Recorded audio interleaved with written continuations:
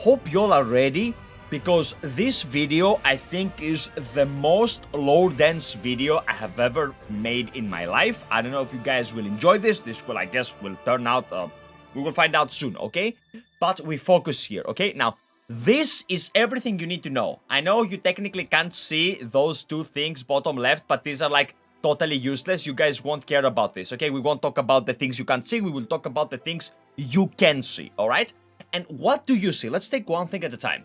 We will start with Hephaistos, okay? The god of fire, the god of smithery, the god of metallurgy, okay? Now, this dude, okay? This dude, like, I don't want to go too much into his story, but it is imperative for me to give you guys the basics, okay? This is one of the kids of Hera and Zeus, alright? Yeah, makes sense. Okay, so what's so special about him? What's so special about him is that there is an interpretation in the Greek mythology where Hephaistos was born from Hera like Jesus was born from Virgin Mary. Like, she didn't geschmoiken Zeus's geflavity, she just gave birth to him. She just self-created him, pretty much, right? However, mind you, the dude was so bloody ugly that she literally threw him, like she kicked him out of Olympus. Literally kicked him. Yeet the baby, okay? That's what she did. She yeeted the baby out of Olympus. Now, why do you care? You see, like, Hephaistos just goes down there, he slams down, he gets adopted, okay? By Thetis. Thetis, you guys might know, is the mother of Achilles. Like, we don't want to, like, give too much information, but just the important stuff. God of Fire, really cool dude, and we will talk about his background in a bit. Why do we care about him? You see, Hephaistos was a bit weird, and he decided to jack off or something, okay? And he came on the soil in front of a baby Athena. Now, why would the guy come in front of a baby? I don't know, I don't ask, I don't care, okay? This is Greek, ancient Greek mythology. We accept those things. These things happened, okay? Like, you know, in that theoretical scenario where they actually happened, but it's not real. Anyway, you get my point, okay? So, he does this, and out of the soil, in front of baby Athena, okay, Athena Vasika, basically, Erichthonios is born. So, Erichthonios is the son of Hephaistos, directly. Athena is not his mother, or is she? As you guys can see right here, I have some green lines, right? He is the son of Hephaistos directly, but he was raised by Athena. Okay, now, Erichthonios himself has a very interesting and intriguing story. Now, but some interpretations have him half man, half snake. Some interpretations have him a boy with snakes as his guardians. Some interpretations have him as like Athena telling the goddesses that would take the baby's basket to never look at him because he's hideous, and then they would open the basket and they would see like the baby is full of snake and stuff, and they would commit seppuku, okay? Like, it happens, unfortunately.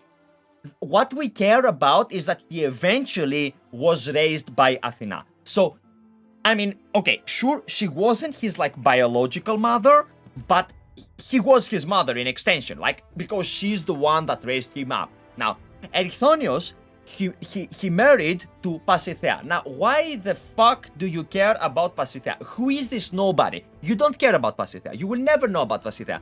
Or Phena, or Charis, or Αυξώ. You don't give a shit about this, okay? What you give a shit, however, are two things. First of all, I will give you the least important thing, which is mentioning that, as you guys can see right here, well, you can't really, but they had two kiddos, like, they had a kiddo, Pandaemonium Alpha, and he got married to FFXIV. You don't care about this. What you care is that eventually one of his offsprings was Erechthonios, who is the great-great-grandfather of Theseus. So, like, this entire ordeal has already a lot of epicness happening. But this is not the bloodline why we're here, okay? Erichthonios is not why we're here. Hephaistos is not why we're here. Why are we here exactly? These names, you guys know more than I do. I mean, in the game, not in general. In general, I know way more. You guys will find out now. Aglaia, Euphrosyne, Thaleia. Aglaia and Euphrosyne and Thaleia are the three Charites. Okay, now, who are the three Charites? And I will actually read this to you guys. These are like the statue, okay? They were the goddesses of charm, beauty, nature, human creativity, and fertility, okay? Charites are Aglaia, the youngest, alright?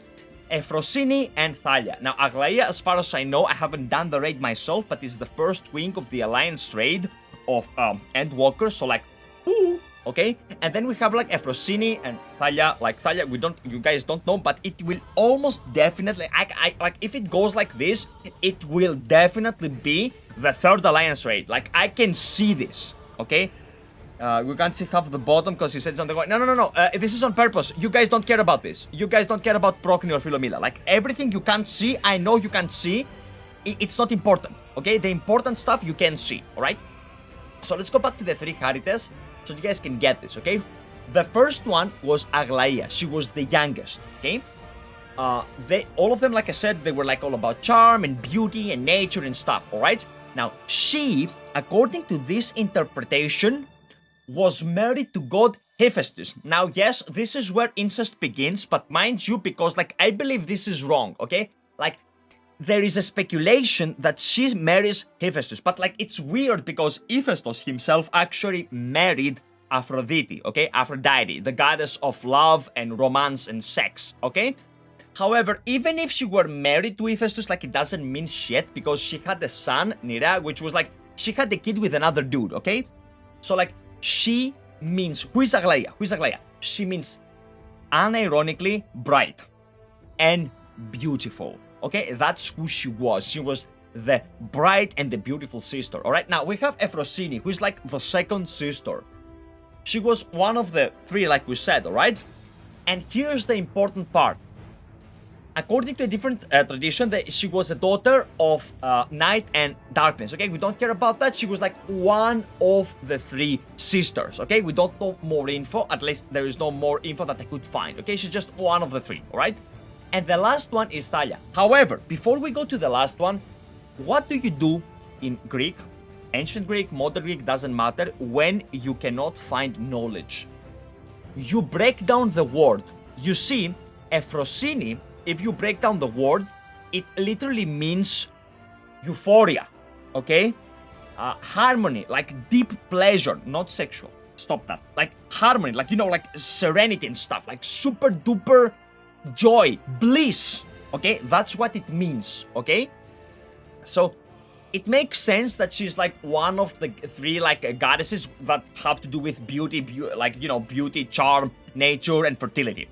And then we have Thaleia, which you guys have not met, but I speculate that you will meet when the final wing of the Alliance raid happens. She was also one of the three daughters. This was the last one, alright?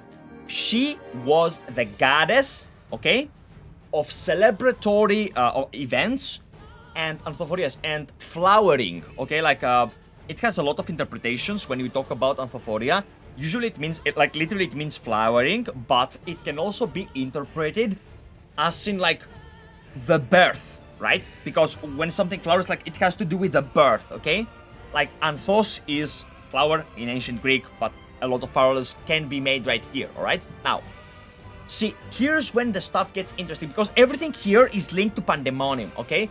These are all, like I will talk about the ones later as well. These are sisters of Pasithea, who is the waifu of Erichthonios, alright?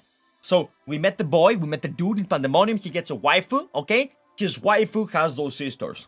What about the others? What about the other four? So, like, in Greek mythology, the term is οι τρεις Charites. The three Charites. The three goddesses of charm, alright?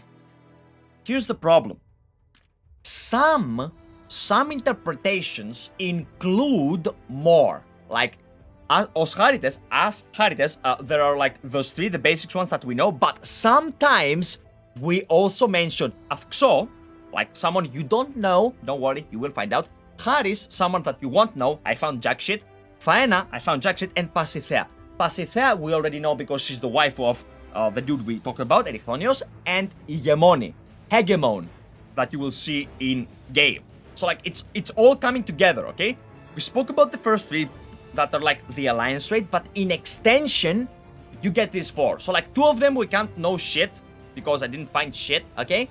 But Αυξώ, okay, mind you, according to that, like she was one of the, like there are two interpretations. One of them is like of the Charites, and the other one has to do with Ores. Ores were like hours, okay, the goddesses of time, okay?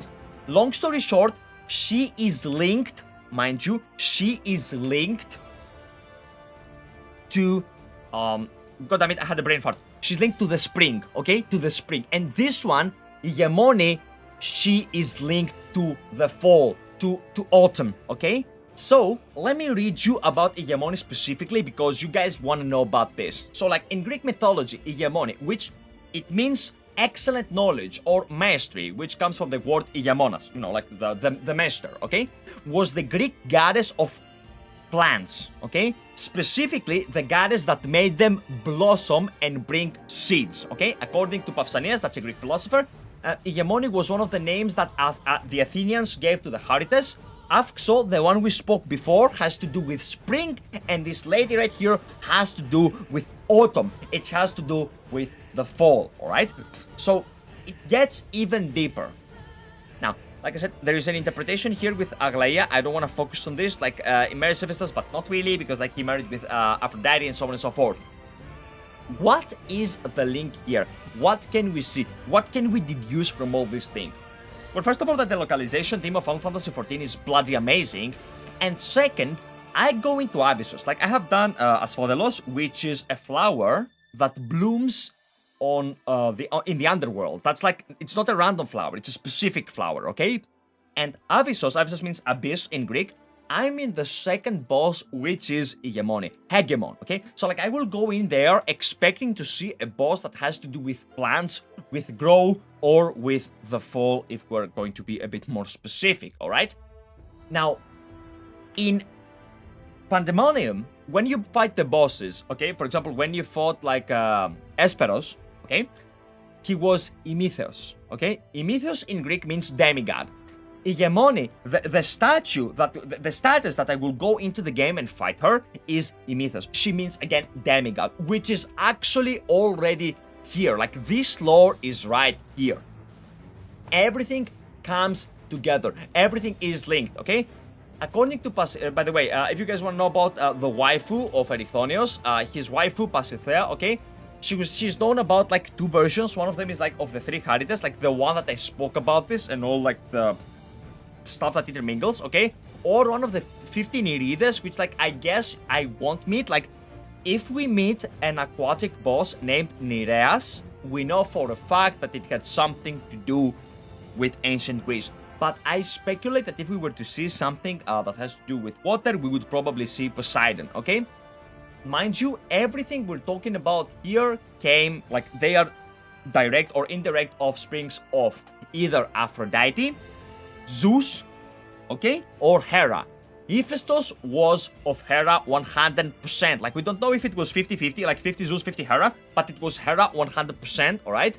And we know for a fact, like, Pasithea and the Charites were, like, daughters of, daughters of Zeus and Evridome, or, mind you, of Dionysos, I guess, like, I don't know how to call it, and Aphrodite. Like, in any case, these goddess or goddesses will keep on coming. So maybe this is a link to other paragons that I have never heard of, or, like, to other paragons that we don't know of, because we did we know that Igorif, like, I don't know his name exactly. We know, like, the ones that we get in Eden, right?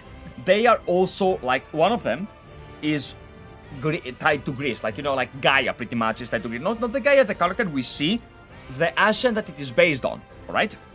But yeah, that's, like, what I wanted to say here. Like, there are, like, immense links. I will link the website to the chat, okay? Just in case you guys manage to find the English version from it and want to read about this. There are, like, many poems, many stuff about the art. Like, as you guys can see right here, it's just, it's really deep. It's really, really deep. And yeah. This thing is gonna make it on YouTube. If you enjoy these things, trust me, this is not just it. I have a lot of projects, like Elpis is Greek, Zodiac is Greek. A lot of stuff are Greek into this game, alright? Maybe you wanna check out those videos, and even if you don't, Google.